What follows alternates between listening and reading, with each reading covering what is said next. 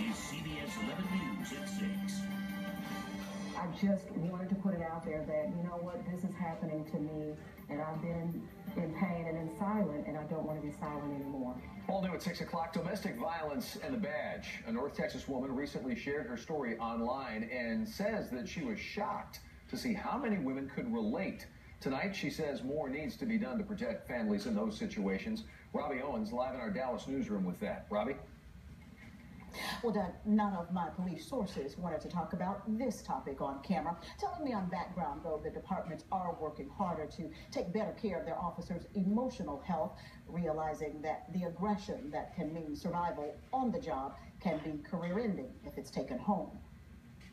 For years, Sean Sylvan was the picture of strength and confidence, an avid cyclist and runner. It was probably 18 degrees outside. And again, no coat, no shoes. Probably after midnight, I ran. But early last year, Sylvan finally ran away from what she says was an abusive marriage with a man who wore a badge.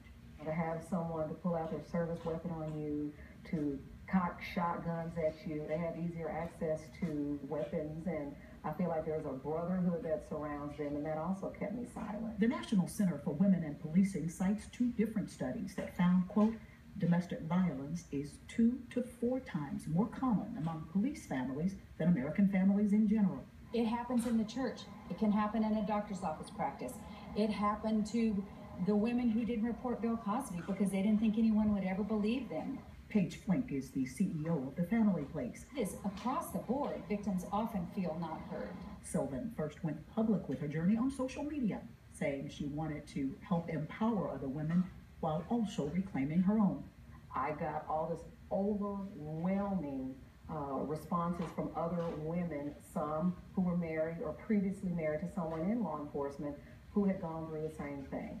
And I was just so surprised. It can happen to anybody.